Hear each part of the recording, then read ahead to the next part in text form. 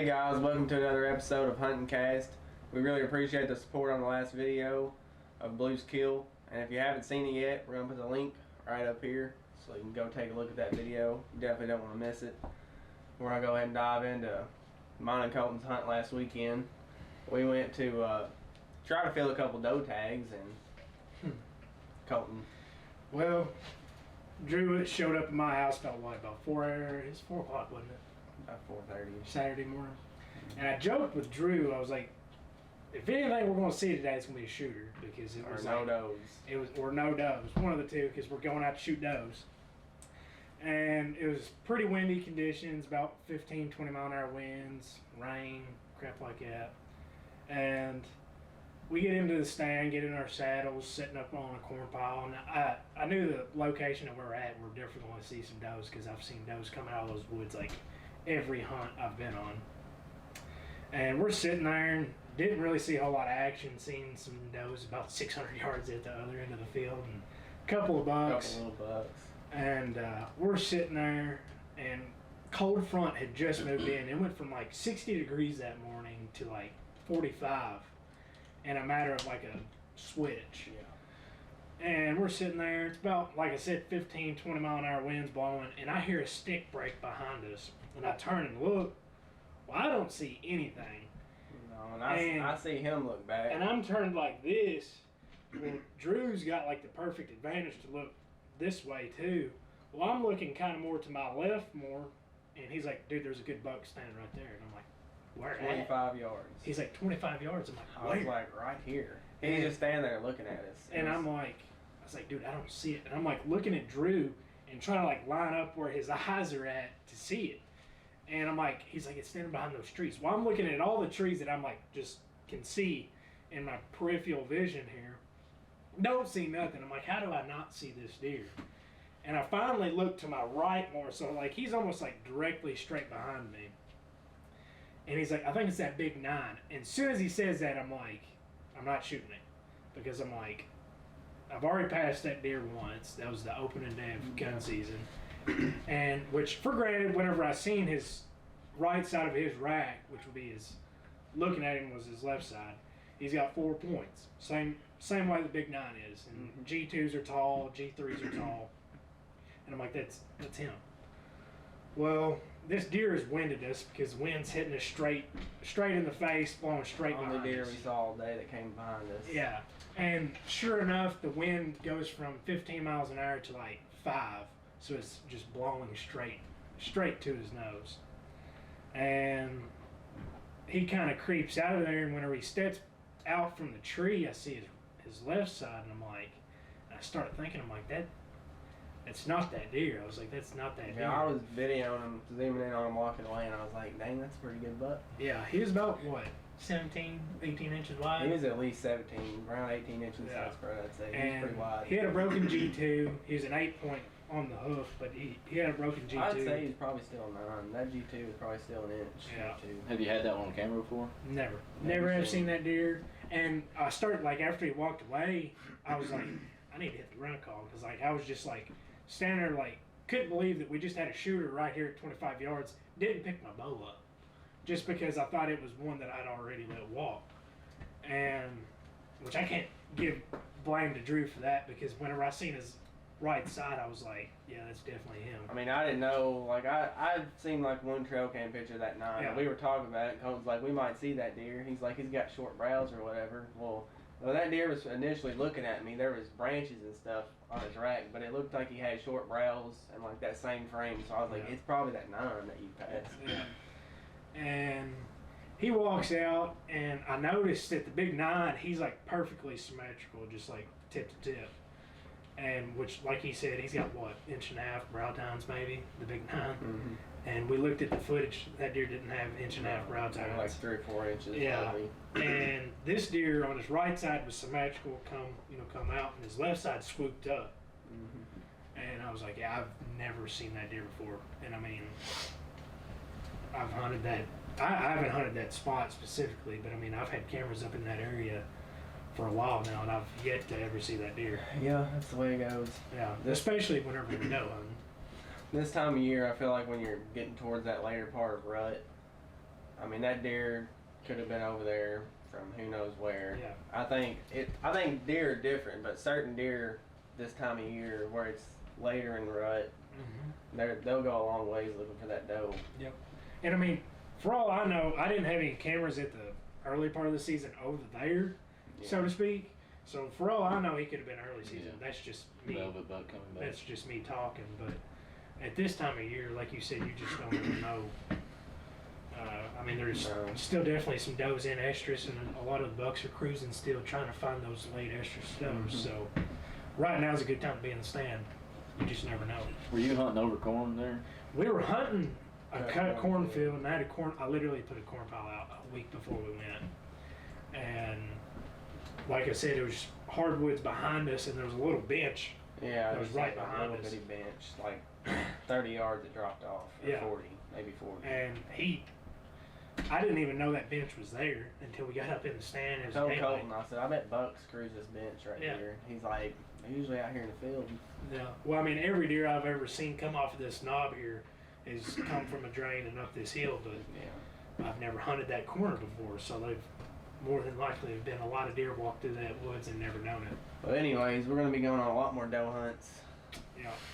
I'm gonna probably go back with there the this same weekend. attitude, trying to kill a doe and hopefully get on another Just buck. jinx yourself.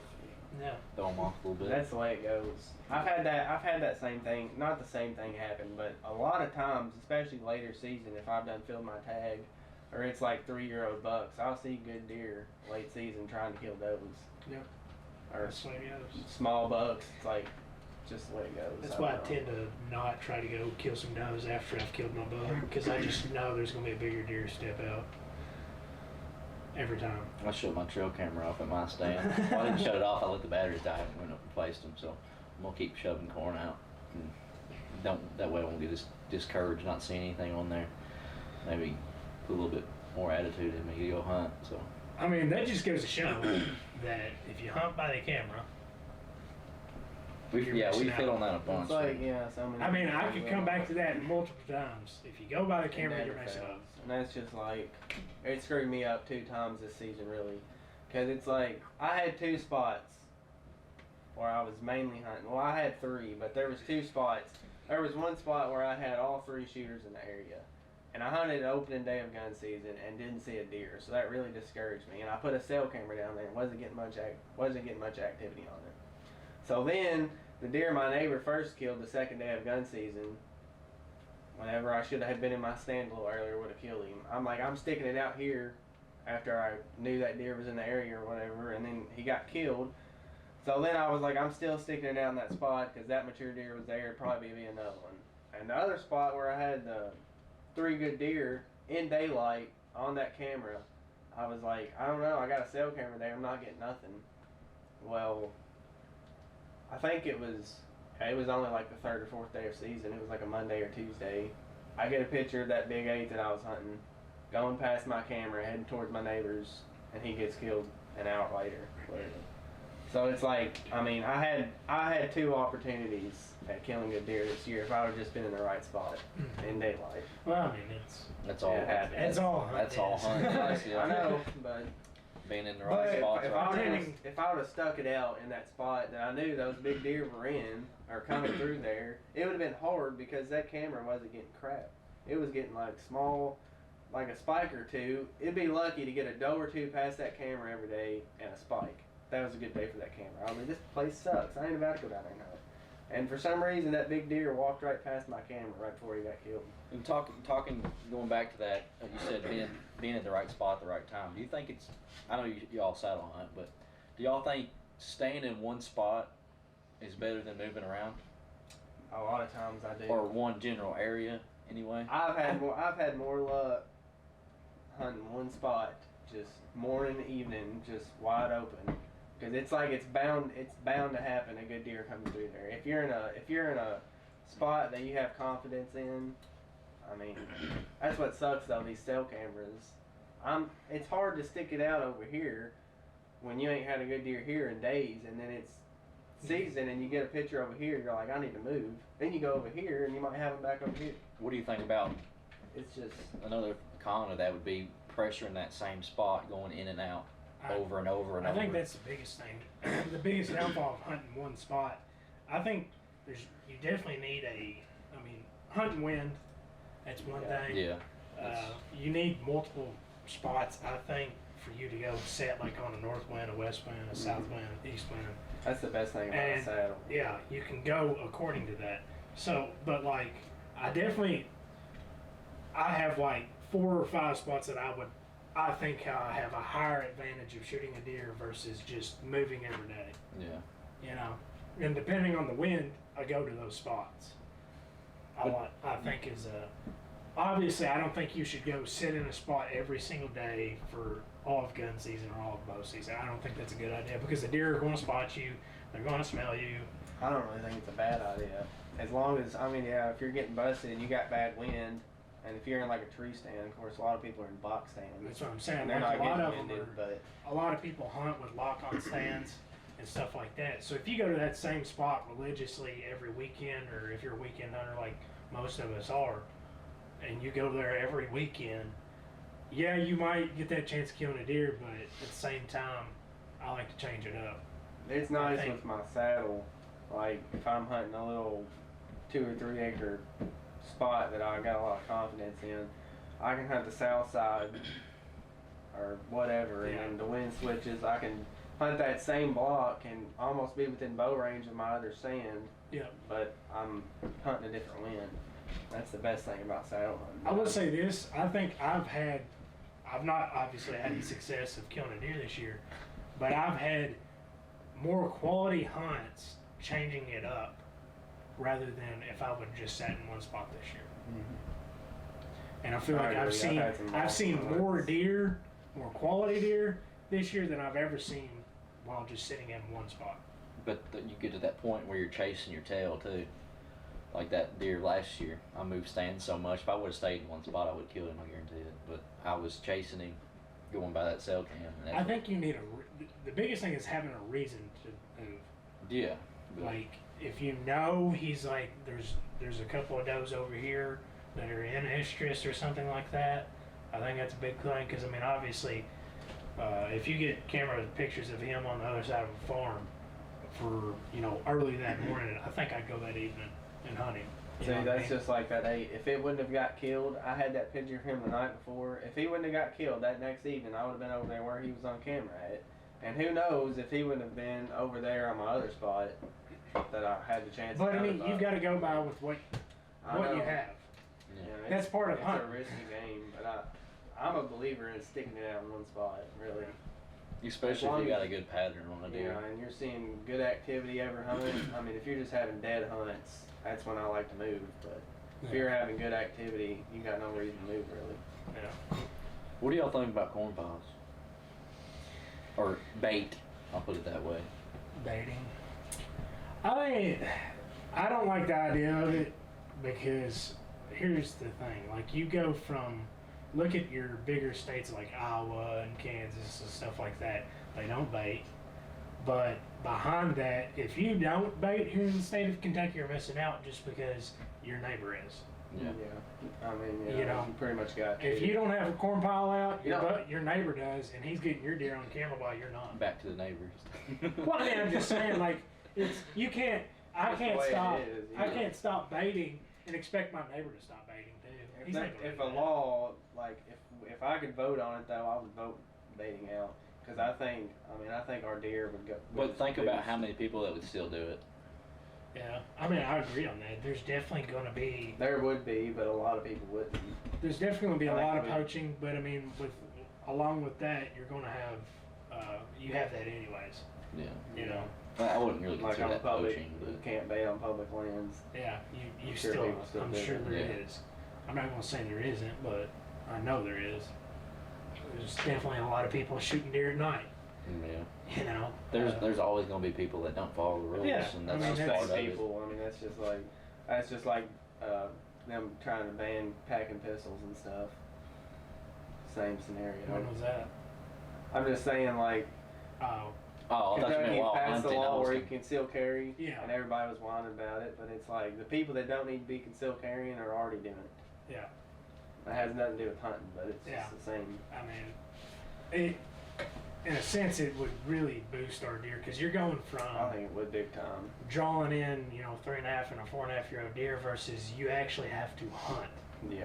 And food plots, I think, are a good thing, but they're not going to be as drawing and as addictive. I don't as know. Like none of my neighbors have planted a food plot in the past 7 or 8 years. I know it. None of them. You gotta think too that with that baiting, like when they started talking about CWD coming into state or where's it going, like they thought it was going to, because they had a deer like 1 mile from the state line in Tennessee that had it. Wasn't there one in Western Kentucky? They No, shut that's down. what I'm talking about. It was on the Tennessee line, and they shut those counties down. But that took away food plots, anything. Yeah, they took out corn and everything. Well, see, that's why like That's Iowa kind of and them- stupid. Yeah. Because I mean, I don't think a food plot's gonna do anything different than a soybean. Anything that No. the way I took it, anything that you put out would be considered baiting. To an extent, of course, but It would like mineral definitely- sites and I mean, food yeah. plots and I love putting mineral sites out. I think Yeah. it would make all of us change our tactics a little. But For see, sure, but like Iowa, I believe you can put corn out, but you cannot put corn out while season is in. You can get it. You can put corn out while it's either Iowa or Missouri. One of the that's two. probably the way it is. 'Cause is it no baiting at all, or you cannot hunt over it? I'm pretty sure you cannot bait while in season, That's probably the way but it you can is. bait like pre-season, put cameras out and stuff like that. They can't really keep people from not doing that. Yeah. By law. I mean, they're feeding birds and Yeah, trail camera. squirrels and everything. But I think the whole idea of banning food plots is not a good idea because, like you said, soybean fields That don't make much sense. they don't make much sense. Yeah. It's not. I mean, food plots are a whole Well, I lot think- more fair game than a corn pile. Oh yeah. I think soybean fields. I know it's a little bit different than that because it's not the sole purpose of feeding deer. It's for Yeah. making all kinds of but- stuff for human consumption. It's not just out there to feed the deer. So I don't think that'd be in there. Yeah, but I get that. But what I'm saying is like soybean fields, the deer are going to eat it. Yeah. So why not just go ahead and put some food plots out because they're going. And that may not be correct. But that's the way I took it. So don't we'd have quote to- me on We'd that. have to do some research on I mean, that. I'm not hating on anybody feeding corn. I just I think know. I like putting corn out. I would go through a crap load of corn every year and I Yeah. hunt on it. But I guarantee that the quality of deer would just like boost if Oh, we did yeah. away with it. It'd be a lot harder for people to hunt. And that would really turn some people off to come deer season, The rifle thing season. is, it wouldn't be like a overnight thing either. It wouldn't be like that next year you would see a turnout. It'd be a course of like 5 years. Yeah. You would go from seeing, normal deer to a lot higher Here's quality another thing deer. I wish they would do that would like boost it big time is some kind of antler limit. Yeah, that's a lot of big debate on that. I mean, yeah, I know. To an extent, As far because as like youth hunter goes, Well, I it's think not it'd even. I think it'd be cool if it was like youth hunter. It doesn't apply. That'd be It, cool. it doesn't matter though because like think about that 5.5-year-old 5-point you have on camera. Yeah, I know. and, you know, and and a think lot about of- the people who can't judge a deer too. Well, a lot of the judgments are like 12 inches, so they think 12 or 15 inches. In Fort Knox, it's a 12-inch. Yeah, 12-inch inside. But, like- or 12-inch outside. I think it's inside, isn't it? But how would you judge that I think though? it's From outside. if you were hunting from a Pretty much. distance, though. You just I think that's you why gotta- they do Because that. I know the ears are what 15. So Majority Are of the they? time. I think so. I think that's- 14, 15, I think it's 15. But yeah, I mean, I think what it is, I would say if it's a 12-inch rule and you kill one 11.5, I wouldn't think you're gonna get in a whole lot of trouble over it. I think a lot of it would But be. a lot of it's shooting a deer that you know is like 15, just so you're sure of it. Yeah. I think I like the idea of antler size, but again, I don't. Because if you've got a 7.5-year-old deer that scores 170 inches and you've got a 15-inch wide limit and he's 12 inches wide, that deer is illegal. It would suck in that scenario, but that's not very often. I don't know how they would go about enforcing that though. Yeah. Being like, yeah, this deer is 7.5 years old. You know what I mean? Well, not only that, but like say they don't like back in the day they used to do telechecks. Like you had to go somewhere and check your deer stations. in. No, I said telecheck. That's Yeah. the phone. But yeah, like check stations. I mean, it worked then, but It would just everybody be one didn't of take those, those It'd be in. one of those things where you get caught with it, you're in trouble. Yeah, I mean, be about like baiting. Yeah, They're not gonna walk every Right. farm and check, That's the thing. like We- a courtesy thing. I mean, how many game wardens do we have? I think there's two, and there's two, and there's 4 counties in our zone. See, that's just crazy. Maybe 6 terrible. counties. That's It's something outrageous. Stupid. Yeah. Ridiculous. Like you call them and they'll be there the next morning, like stuff Yeah. like that. But unless they're just like if right you're there. lucky. Yeah. A lot of people, like, I called one 3 or 4 times, can't get him over here. I hear that crap all the time. Yeah. And I think it's like that in other states too. It's not just Yeah, Kentucky. it's Yeah. not just It's all Kentucky. over. I watched the podcast the other night and they were talking about the same thing, like how it just. And I was like, I don't understand the system behind that. Why? No. Like, used to hear about gate wardens driving around everywhere, walking through the woods and stuff. And these days, you do not see it. Mhm. Like, not saying I'm breaking the law or anything, but I've never seen a game warden while hunting. You get I checked either. next time you go. Yeah, no, I mean, he'd be on the farm, but. Check me, I don't care. Which, I mean, for granted, I've not hunted a lot of public land, which I hear they do go to more public land than private land, but it's the same sense. I've never. Well, I heard not Saturday. This be yesterday. Some boys I know duck hunted on public land, and game warden pulled up, didn't even check them, just looked at them, went on. And I'm thinking, well, you know, what good does that do? Just pulling up, you know, not checking somebody. It must look like some honest guys. Well, they're younger, so that may have been helpful, but I don't know. Like I said, I've yet to see one. and it's not going to get any better. No. Unless they up their pay. What do they make a year? I don't Like, know. it's something like 30 grand or something. I'd say 30 to 40. 40. I'd say it's a little bit more Like, than that. it's around 30, 35. It's not good. I know that. I'd say it's what rank You you could be a are. McDonald's manager and make just as much. Yeah, but would it be as fun? No. But here's the thing, like, I wouldn't want to be a game warden because I've always heard you're working all through deer season and Yeah. stuff. Yeah. Apparently, I don't know if ours do, but Well, we're pretty good buddies. He comes in my work all the time. He's a sergeant, I think he is, and he tore something, Achilles tendon or something, and had surgery. And he said this was the first deer season he'd been able to hunt for no telling how long because he was off duty for that medical yeah. whatever.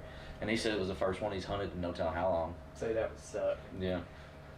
See that? See, if you had like more than 1 or 2 game wardens around here, Yeah, you could take off Yeah, they vacation could take whatever. shifts and stuff. I'm saying they could take shifts, but it's 1 game warden, so he's probably working 6 days a week I wonder where our money goes. and for on that. call all the time. You ever thought about What that? do you mean? Like, Probably where, just got it in his pocket. where does our conservation money for the state of Kentucky, where does that go? Public land. What do they do to the public land? Exactly. That's what I'm That's saying. what they say it goes to. But it also it pays your conservation officers, it pays your office workers, it pays for the vehicles, it pays for this, it pays for that. But you don't really see it though. I feel like Like they just redone the Ballard County. Like they've been having Yeah, declining yeah. I seen that. declining duck populations, and now it's up to like, what was it, 40 something? yeah, Something like something that. How they count That's that? what I was gonna there's ask. 495,900 something. I'm like, how do you even get that number? 44,000. Yeah, I guess they sent a bunch of people out and they wanted to- Yeah, I was like, I don't know. Maybe that's a I rough wonder if they estimate. just like went a couple areas and like averaged Had it out to. or something. Had How many to. acres? I don't know. That was a pretty solid number though. It wasn't like Yeah.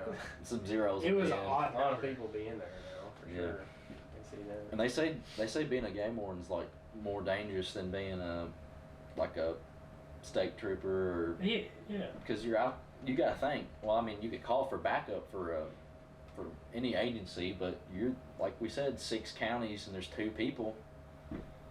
Yeah. And I mean, You're there alone. everybody that you run up onto has got a gun. I mean, bow hunters, they can conceal carry. And they got a bow.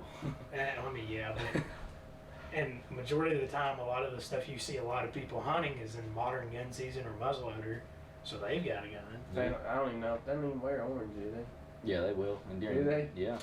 I wouldn't know because I've never seen one. Yeah, I wouldn't either. But that's just insane. 6 counties. Pretty wild. And that might be right. It's either 4 or 6. It was a very broad. He named the counties, and it was No. I mean, back to great distance. the whole corn pile thing. What are y'all's thoughts on like food plots?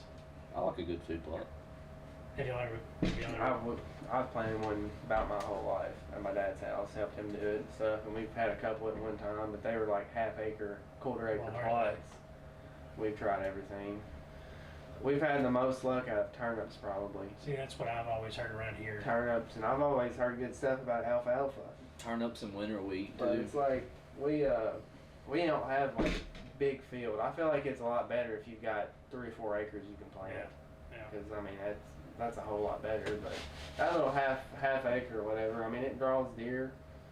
But you put corn out, it draws more deer than the food plot, in my opinion. Like you almost can't beat it.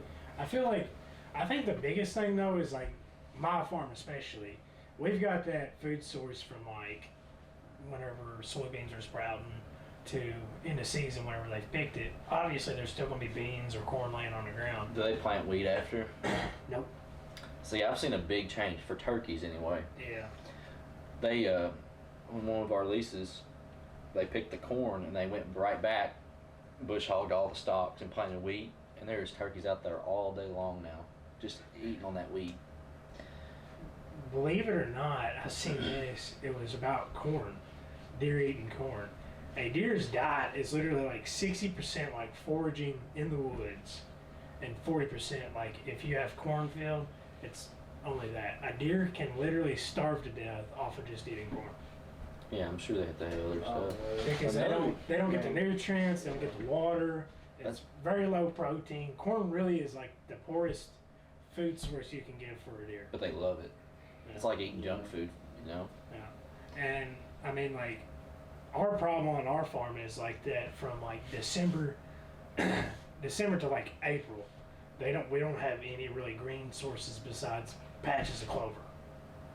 And I'd say a lot of y'all would agree on that too around here. I mean, if we talk to Papa on planting something. I'm going to this Yeah. year. Yeah. A few acres or something, that'd be awesome. This winter, going into like February, I'm gonna plant clover and alfalfa. Like this year, Yeah, which clover is one of those that doesn't usually sprout up very well that first year. It's usually like that next year. It you sprouts can up. get it to come up decent. It'll come up, but like it has the better year that next year usually. And when you plant a food plot your first year, it's always going to get better because that stuff's going to come right back up Yeah. next year. I noticed that I used some of that throw and grow stuff, and I know it's majority of it's like ryegrass, which Yeah. is just a filler pretty much. But I threw it out last year, and I come back this year, and it's sprouting up again. I didn't put anything else out, but I put out purple turnip and buckwheat and winter wheat, something else. But I like turnips because in the fall they'll eat that green leafy on top, and they'll save that turnip in the ground until winter, and they'll eat on that turnip all winter. See, I would really like to have like a 4 or 5 acre field to plant turnips in for like December, January, or late December. Yeah, next year I've got 2 spots. I've got 3 spots picked out, but I'm not 100% sure if I'm going to do it yet. I know 2 for sure that I'm going to go for the hunting season. Like in August, September, I'm going to plant turnips in. But like, you'd be surprised what the deer actually eat aside from clover. Like honeysuckle. Mm-hmm. Like, I mean, you go out here, it's like green as it can be. They literally eat that all year long. I mean, I see them browsing. I wish I knew the name of it, but there's like a plant in the woods that grows. Like this time of year, it'll be kind of green, and deer browse on that stuff in the woods all day long. Is You it know what I'm like- talking about? It's almost like a bush, but I just see them browse. And also, It's probably honeysuckle. I mean, hey, no, I don't think so. I don't They think so. they like onions too, wild onions, the tops, the leafy part of Well, it. that's Also, what- apparently, if y'all know what a holly tree is? Yeah. The little, Yeah. you know what I'm talking about? Well, the neighbors had one of them in their yard. I didn't know this before that, but the deer, or they planted like 3 or 4 in their yard.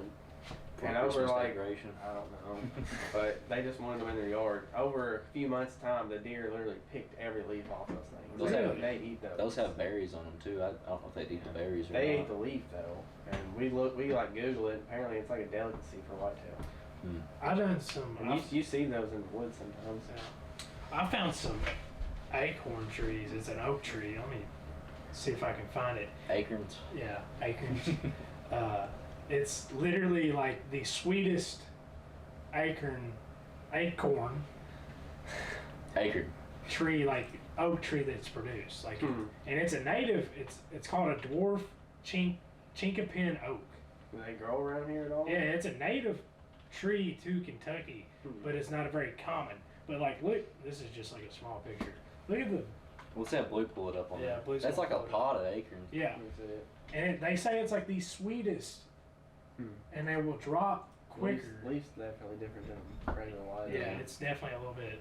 It's a little bit odder. Blue's gonna pull But this up. like, I've heard like it's like the sweetest acorn. So probably a big attractant. Yeah.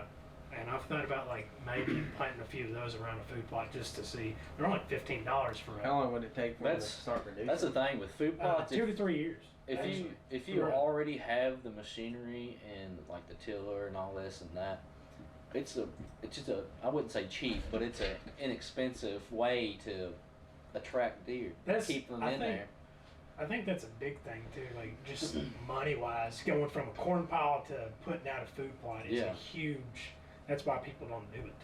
And you don't have to tend to it though, like Yeah. you do corn. You gotta keep That, that I corn out mean, there. I don't know what it costs to plant like 3 or 4 acres. Probably quite a bit.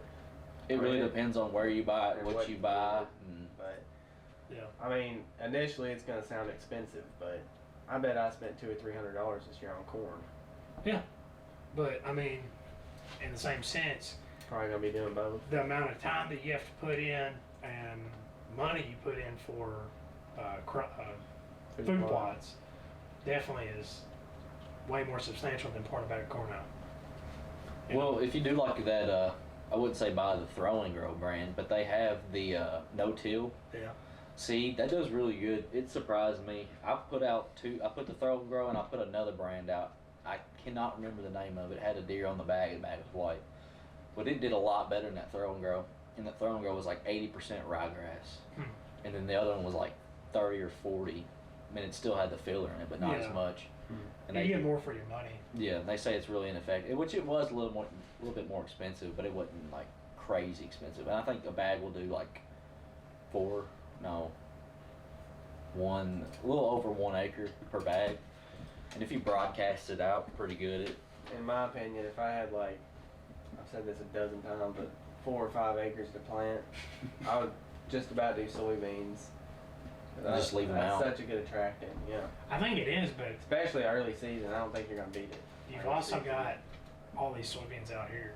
You I know, but that's another. I don't really think That's gonna think draw 'em in, clover, too, if they know it's radishes or something's gonna pull deer off soybeans onto your food plot. The Unless you biggest just got the perfect scenario. the biggest thing about clover and like stuff like that that keeps continually like coming back year after year is trimming it, because deer like that tender grass.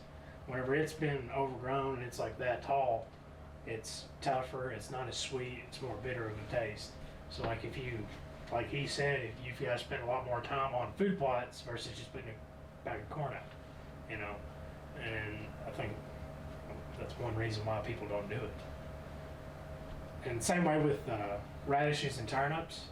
Whenever they're first come up, that's what deer love. Yeah. It's because it's tender and it's the sweetest point. And they do that with soybeans too. Yeah. When they first sprout up. They That's pick the crap out of My it. dad's planted it at his food plot a couple times, and they pick them off before they even come up good. And that's on like when in your crop fields, the edges, like you'll get like the back of a corner, and that corner will be Oh yeah. sloped up. You know, that's from the deer coming out there picking on those sprouts. Another thing that I've seen about soybeans that I don't like is when they're turning yellow. Yeah, they definitely Whenever they're turning yellow, they're off of those soybeans. for Which a week or two. majority of the time, whenever that's happening, you got acorns dropping. That's why I Yeah, think it's you like have that a good. happens in like the same time, and Yeah. it's like they're out of the soybean field It for works. a while. It works pretty good. That's why I think like, going back to that dwarf tree, that oak tree that I was talking about, it matures in 2 to 3 years, but it's literally like one of the smallest oak trees too. It's like it's almost like a bush almost. That would be cool for a food plot. Yeah, I mean, plant 2 or 3 in a corner or something. Apple trees are a big attractant too. Yeah. But those are Or very hard apples to. or pears. Yeah. I mean, that'd be, if I had a long-term food plot, I would definitely like plant a couple of those. I've read up on this too. Have y'all heard about like feathering your like environments coming in? So like you got hardwoods, yeah. and then you got like majority around here it's like hardwoods, and then it's instantly filled. I've been reading on this. It's a lot of work, but I could see it working, like feathering it down. So you got your hardwoods coming in, and then you got your like bushy, smaller like cedar trees and stuff, and then you branch over into your cornfield. So it's like a slow, I don't really know the word, transition, like a slow transition. It keeps those deer Bedded. and it keeps them like feeling safer coming out instead of just coming straight out into a field. You know, Yeah. it transitions them coming out. I feel like that'd be great for food plots. One thing I've heard about is like hinge cutting. You know, Yeah. hinge cutting trees. I've noticed on like parts of our farm, and I mean bedding. From the ice storm. Yeah, well, I mean bedding changes throughout the year. I mean you've got early season bucks don't want to bed in a real thick area just because they're so tedious about their antlers in velvet. And I've heard that if you hold a lot of bucks in velvet, but don't during like that late September, October, November, whenever they've shed that velvet, you've got a bedding problem because you don't have a thick, secluded area for them to bed. And I think it makes sense. There's some places like that for sure. I don't know if it's my farm or if it's everybody's farm or if it's just does bedding, but around my fields there'll be patches of sagebrush. Just like, I mean, probably 40 by 40 spots just in the cuts of the woods and stuff, and they're always packed down where the deer bedded in there. And I know some of them's bucks because there'd be those little trees all the way around it, and they'll just be rubbed to pieces. And I feel like that's another good thing that goes along with that feathering. If you have a bunch of sagebrush They definitely going down the They sides. get bedding out a lot early season too. Yeah. I feel like early season typically they bed super close to food. Like I feel like a lot of times they'll bed like if you got some good cover right off a soybean field, they'll bed right off that soybean field, especially if you got a little something for them to browse on through the day. And it's like they're not traveling at all. A lot of times, from what I've seen. I think it's good to have both though, like especially like having tall grasses for them to bed in during early season because they like to stay in that shade, especially during the early season, like early September, August, around in there. But like having like late season, they like to stay in those cedars because the thermals stays warmer down in there. Have you ever thought about that? I don't know if it. You gotta think about shade though too with the wind and stuff. That That might keeps cool them it out of off. the wind. Another good thing to think about is water. Yeah. If you need to have a good water source close by, because deer are gonna travel for water, no matter how far it is. That's something like I don't have to worry about anywhere I hunt. Yeah, There's well, just you got creeks everywhere. lake in the backyard too, but I've got like 2 creeks and a pond where I'm at, but it's like not where I hunt. Here's something I was gonna point out. I know because Colton, like where we was hunting the other day, he's telling me where all the big deer's been killed over there came up at, and it's like a low spot. And I've always heard, especially at the evening, bucks like to use those thermals, and they'll come up in the lowest spot of the field. And it's just like the farm I hunt. There's a spot just like that, and it's just like it's a perfect slope. And then there's one spot, it's like an old washout or something that dips down, and for some reason those bucks will come right out of there every time. my farm's the same way. When you're hunting we call it the big field. There's channels in those fields, pretty good sized dips. Or you've been up there with me. Remember those jakes we hunted last year? Mm-hmm. They were in that dip. That dip right there. Yeah. That's where 90% of your deer will come out of when you're hunting that field. Because those thermals fall, and even if the wind, or a lot of times if the wind's only blowing 5 or 6 miles an hour, like right at sunset, it'll almost just stop, and those thermals are falling. So those bucks just feel super comfortable walking up there because those thermals are just dropping, and they can smell really good. Yeah. But that spot me and you hunted, you were telling me those deer come out of that point, and I was just thinking, I was like, I guarantee you there's a valley that There comes is. right up through there. There is. Another thing is they feel well protected in that valley Super too. good spot to hunt. Yeah. And it's just like that spot I'm talking about. You can't even hardly find a deer trail in there. For some reason, you really can't. It's like, I guess they come up the hill right there, and there's a trail coming up the hill, like a light one. But I guess when they get kind of up there, it's like a thicker area, and they just almost like branch off and just pop out of there wherever. But it's right in that little dip every time, it seems like. Yep. How far does that dip go down in the Well, woods? like the field, it just like a slow little. It's not even wide. It's probably like 15 yards wide, just a little valley, and then it goes down, and there's a bluff right there, and there's a spot where they come up the bluff, where it like breaks up and washes down, and they come up right there, and it really just keeps washing down till it gets to the creek bottoms. So I think they just bed down there and walk up that hill of the evening's warming. I think the best part of like you said, I mean, they definitely do follow those edges and dips. But like getting out there like in the season and just like going and looking in those spots, because like I've put a camera up there because every good deer that has been killed on that farm has come out of that area right there or on that knob. Mm-hmm. And it just does not make sense to me because I never get pictures over there. It's weird like that. I put a camera on that trail I'm talking about. Didn't get crap on it. And I don't know yeah. if they're just going right by your camera or our cameras or what. I mean, it don't make much sense. Yeah, I mean, I found some good rubs and stuff in there. Didn't find any scrapes. So I was going to try to find a spot to put my camera in, because usually a good scrape, that's the best thing to do. Some of the best places I've hunted didn't have a lot of bucks on. I swear. Like some of the best luck I've had hunting. Do you think it's just odd. passerbys, or do you think it's just? It's hard. I don't know, to be honest. I've also heard like some dominant bucks. They don't really like if you're around their bedding and stuff, or around an area that they're in a lot. Some deer just won't mark their territory like crazy.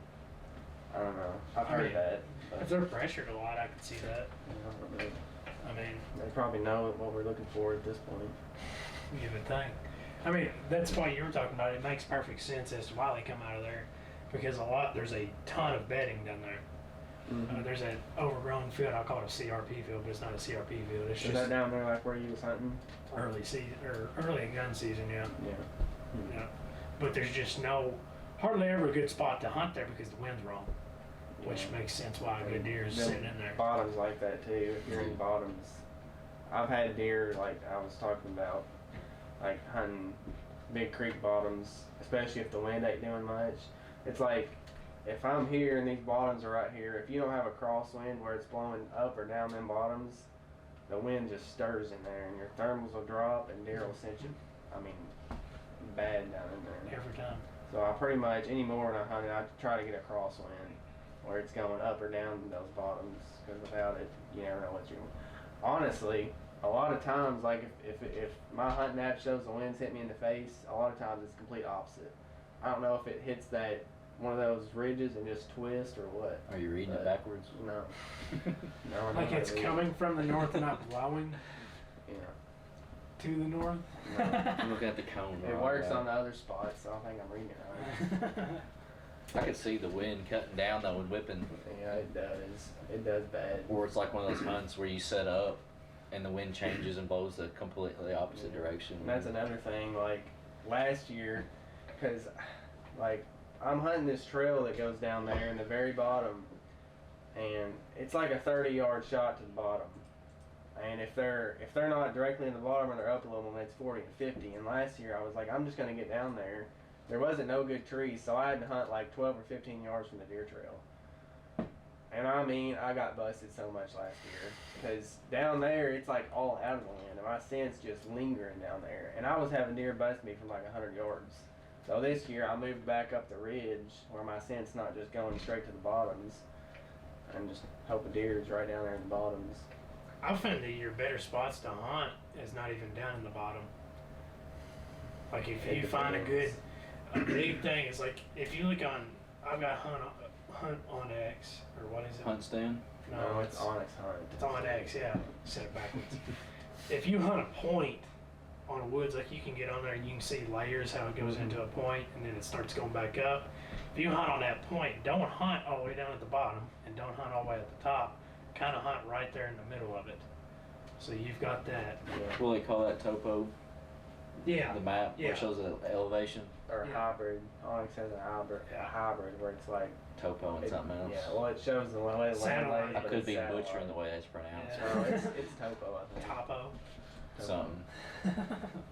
But I mean that's a big thing to look for is like that and saddles where it goes in and I don't know how to really, like, I don't know exactly how to hunt off a map like that. That's I'd like what- to learn more. Well, every deer's gonna be different too, but a lot of people go by those maps. And, like, you don't know, like, natural things in the woods can change that up a little bit. Oh, too. yeah. Like, if there's a big tree laid down, if you got a tree laid down, you don't need to be hunting up here where that tree is, because deer's, I mean, they're not, Stupid, and they jump over a tree when they can just walk. they around want it. the lazy route. Yeah. They're gonna have a trail going around that tree instead of over it. That's what I'm saying. If you hunt that, like if they're coming from bedding that's down in the bottom, they're not gonna walk straight up a hill. They don't ever walk straight Most of the up a time, hill. no. They'll walk in an angle Yeah. because they're lazy, just like me. I'm not What gonna about walk. what about people that hunt flatland though? Well, I'm not in flatlands. I ain't worried about that. You go out Have west, y'all you go ever, deep. have y'all ever came across this? Like I've seen people talk about it during rut. Like an area right back here that I've been hunting. I noticed it. It's like a big growed up lane, and there's doe trails going across it, all the way up it. And those bucks will walk across those doe trails, and it makes sense. And I've heard people talk about it, because it's like this buck is crossing 10 trails instead of going down one. You know what I mean? And if a doe's crossing any of those trails recently or in heat, he's gonna pick up on. I mean, he's covering 10 trails instead of one. You see what I'm saying? Yeah. So it's like deer and rut, and I've noticed that back here, because all the does are always crossing this lane, and the bucks are going up and down it. Smart. So you know, it's pretty cool. I've heard a lot of people say that deer always, or mature bucks, always walk with the wind facing them. But there's just no Not way. true. It's not true. Because that would be like that buck would be walking the same direction for 5 miles. Yeah. Yeah. You know what I mean? I could see it if they were going into like their bedding area or checking scrapes. checking scrapes or even a food source. I could see them doing that, which I have seen them do that. They'll circle around and come in with the They wind just hitting them. circle like right there close. Yeah, Yeah. to where they're going, but I couldn't see them staying in one solid straight line the whole I time. definitely don't. If it was that way, it'd be like killing does on a flyway or something. Yeah. Well, it's like that. Those does that we had come in. I don't know what Saturday when we. I think they were just. I don't know. It I made mean, no sense to me. It didn't, but I've noticed hunting winds like that, deer are just spooky because it's like they can't. Their smell, their sense isn't real good, so Yeah. they're kind of like just skittish and they're running around and just being dumb. And I think they started. They was like, we're gonna come in downwind of this corn, kind of like what Troy was talking about. You'll see a lot of deer do that. They'll come in downwind of your corn or something, but it might be like 10 yards downwind of it. That's what they did. So, yeah, I think that's kind of what they was doing. And then I don't know, they just kind of got spooky. And then they got busted. Ran and busted 600 us yards 'cause- across the field. Yeah. Didn't really bust us that bad. No. I think if the wind would have been blowing like that, they would have had a totally different, like, They just mindset. walked straight to the corner. and Probably. That's a good time to hunt too, especially during rut when the wind's blowing really, really hard. In my opinion, if you're walking in or walking to someplace, Oh, that's yeah. a good time to kill a deer. It's also really hard to kill one because, like instance, the wind was blowing 15 miles an hour, and the leaves were wet. We never heard that deer until he was right behind us. I mean, it was pure luck. It's good for you when you're walking in, but it's not good when you're sitting Yeah. there. I've had some of my best hunts on 15-mile-per-hour winds, like seeing mature deer. That's like, I love going to my stand on wet leaves, but I don't like, once I'm set, I like them to be dry. Yeah. Yeah. And it sucks when you're hunting woods and it's wet all around you. Y'all ready Dick. to wrap this up? Getting Yeah, I out guess of it's time. about that time. Just Appreciate y'all watching, guys. Like I said in the beginning, if y'all didn't check out Blues Kill, go give that a look. See if you don't like it and subscribe. And I guess that'll be it. that'll be it. Yeah. Thanks for watching. See y'all.